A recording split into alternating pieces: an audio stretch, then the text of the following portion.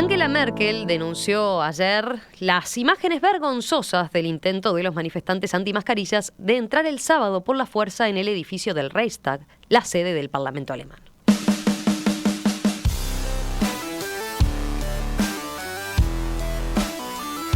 Este fin de semana tuvimos un ejemplo de la manera como la libertad de manifestarse puede sufrir abusos, dijo a la prensa el portavoz del gobierno alemán.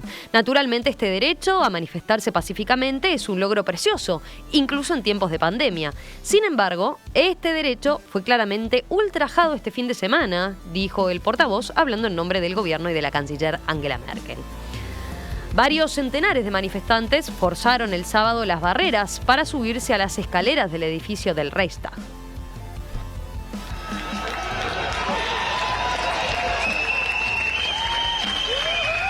En el último momento, las fuerzas de seguridad evitaron que entraran utilizando aerosoles para dispersar a la muchedumbre y detuvieron a varias personas. Las imágenes crearon indignación en este país. El Reichstag, donde se reúnen los diputados alemanes en sesión plenaria, es un lugar muy simbólico de Alemania. El edificio y su célebre cúpula fueron incendiados en 1933 por los nazis, un acto que tenía el objetivo de atentar contra la democracia alemana.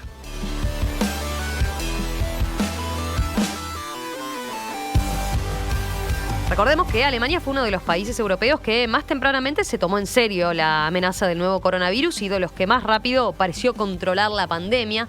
Bueno, ¿qué ha pasado últimamente? ¿Han crecido los movimientos, por ejemplo, como antimascarillas, que se han tornado violentos? ¿Cuánto incide los movimientos de ultraderecha que se dan en este país y en Europa en particular? Bueno, ¿qué les parece si hacemos una actualización de esta situación? Para eso vamos a conversar con el doctor en comunicación política Franco de Ledone, autor de varios títulos que justamente apuntan a de varios libros que tienen como foco y como eje el ascenso de la ultraderecha en Alemania y en Europa. Franco, ¿qué tal? Buen día, buenas tardes para ti, un gusto saludarte. ¿Qué tal? ¿Cómo estás? Buenos días. Primera consideración, teniendo en cuenta esto que mencionábamos recién, ¿no? Alemania no estuvo dentro de los países más afectados inicialmente por la pandemia, pero sí tomó, como muchos otros gobiernos, ¿verdad?, las medidas de restricciones en lo que tiene que ver con la actividad económica, por ejemplo, para controlar de esta forma la pandemia. En las últimas semanas se ha dado esto de movimientos también de manifestaciones, de manifestantes que se los denomina antimascarillas, pero también que en general están buscando enfrentar lo que han sido las medidas del gobierno para combatir el COVID-19. Sí, existen estos movimientos desde hace bastantes semanas ya, no es nuevo, pero sí lo que pasó el fin de semana es bastante fuerte, porque se reunieron muchas personas, cerca de 40.000 se calcula, no está bien claro el número, pero está alrededor de eso, en Berlín y provenientes de diferentes lugares de Alemania.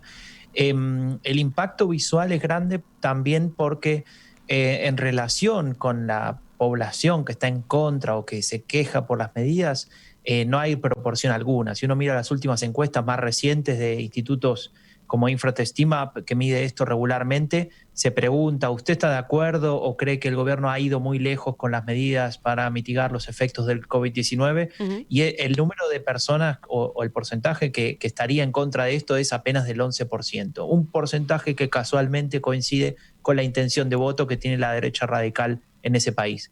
Y en ese sentido, sí, digamos, lo que se genera es un movimiento bastante heterogéneo, es decir, la gente que vimos en estas manifestaciones del fin de semana no son todas de esa derecha radical, hay diferentes elementos, gente que, por ejemplo, son antivacunas, antisistema, también la derecha radical, incluso la extrema derecha, es decir, neonazis, ¿no? Literalmente, y esos últimos son justamente los que de alguna manera terminan de quedarse con la imagen de la protesta cuando logran avanzar, como explicabas en la introducción, hasta las puertas del Bundestag, ¿no?, que es el Parlamento Federal Alemán, el símbolo de la democracia, y ondear banderas, digamos, predemocráticas, ¿no?, del Reich, que es el sistema de gobierno previo al nacionalsocialismo, donde, bueno, claramente no había una democracia, y en ese sentido, esa imagen lo que nos deja es la sensación de que ellos se quedaron con la protesta y de que esa protesta tiene algún tipo o logra algún tipo de legitimidad para estas reivindicaciones, y en ese sentido es donde intentan ir los discursos políticos actuales, ¿no? De Merkel o del propio presidente federal Frank-Walter Steinmeier, de decir, bueno, esto no es así, esto no hay que permitirlo, hay ciertos límites para expresar determinadas opiniones, y las que van en contra del régimen democrático, bueno, tienen que tener ese límite. Por eso decías lo de lo simbólico, ¿no? Toda la dirigencia política en general reprobó esta manifestación, repudió esta manifestación, porque entendieron que desde el punto de vista de lo simbólico se estaba pasando una raya, digamos, no eran ya estos movimientos antimascarillas que ahora vemos un poco más en profundidad cómo están funcionando, sino que había otro mensaje de fondo.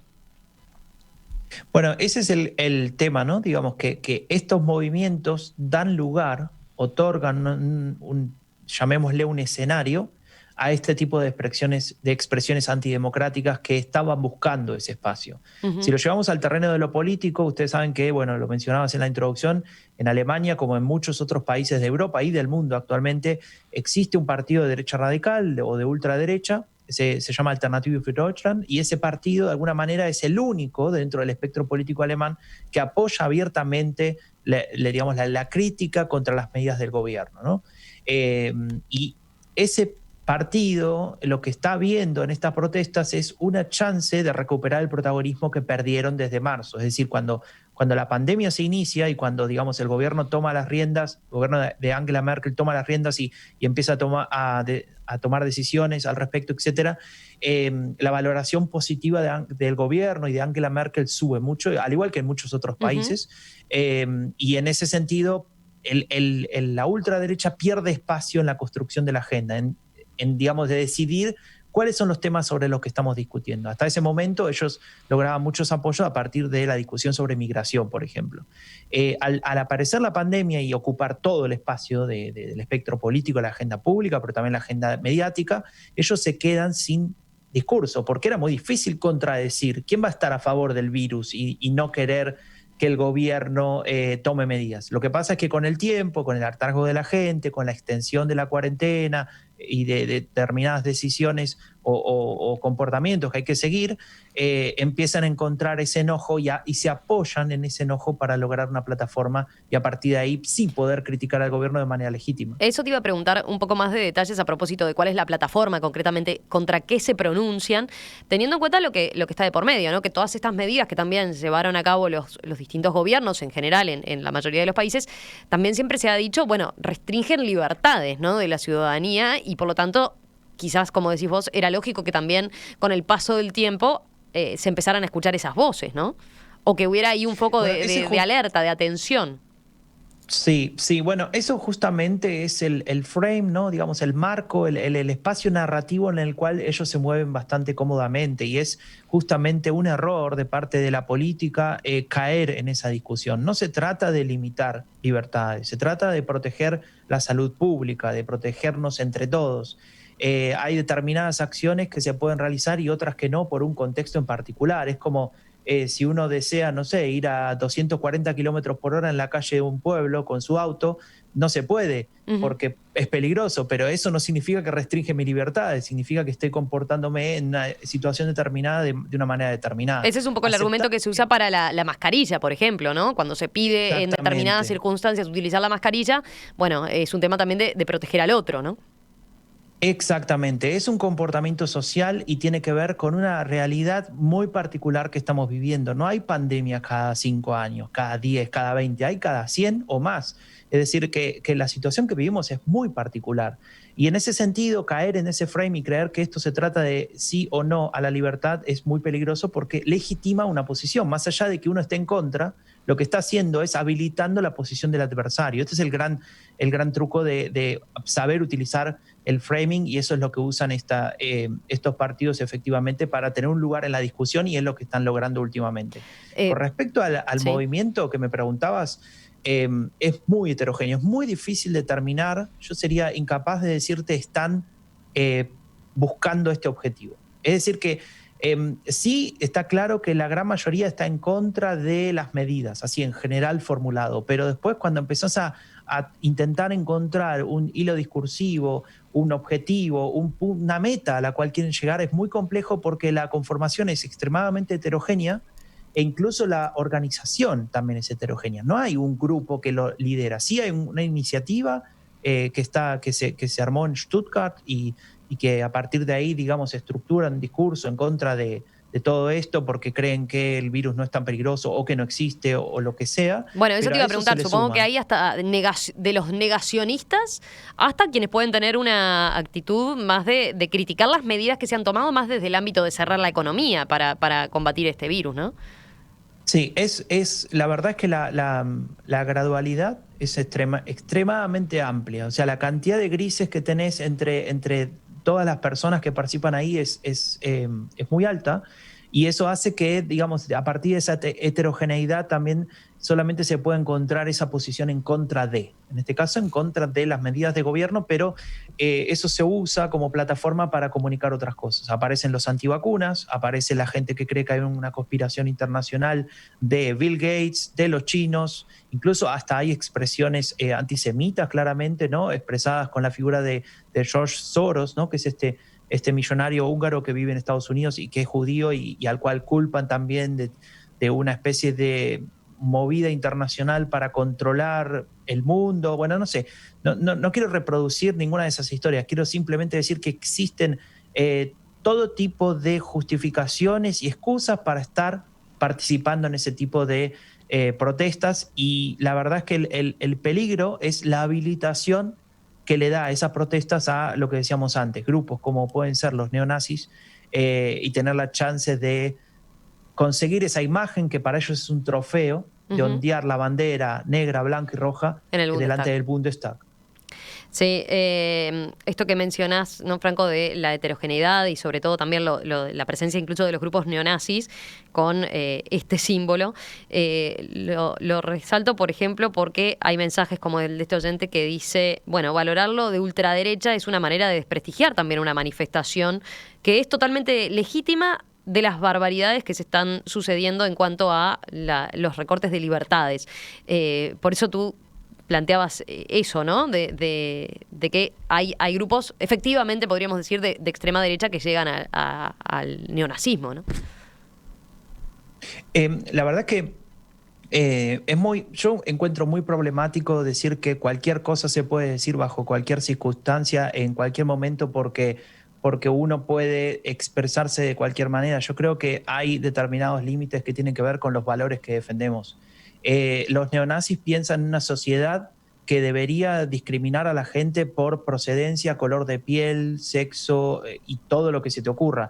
Ellos creen que existen determinados grupos de personas que son superiores a otros y por esa razón se los puede oprimir. Es un tipo de sociedad con la cual yo no puedo convivir, yo no puedo imaginarme trabajar, vivir en una sociedad así, que crezcan mis hijos en una sociedad así. Y creo que ese es el objetivo de cualquier sociedad democrática en la cual rija un Estado de Derecho, que existan también ciertos límites para expresar opiniones que rompen valores que tienen que ser respetados. Acá en Alemania existe, Alemania no tiene una constitución propiamente dicha, sino que tiene otro mecanismo que se le llama ley fundamental, Grundgesetz, y el primer artículo de esa ley fundamental es: la dignidad humana es intocable. Es decir, es lo más valioso que hay, ¿no? Esto claramente en relación a la tragedia y el horror nacionalsocialista y todos los crímenes cometidos.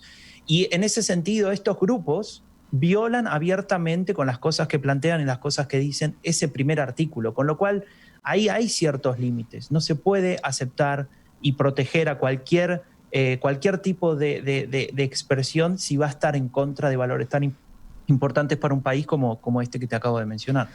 Franco de Ledone, doctor en comunicación política, autor de Epidemia Ultra, la ola reaccionaria que contagia a Europa, y el factor AfD, el retorno de la ultraderecha a Alemania, con quien hemos hablado en varias oportunidades aquí en Perspectiva, siempre para tener una visión de lo que ocurre allí en Alemania.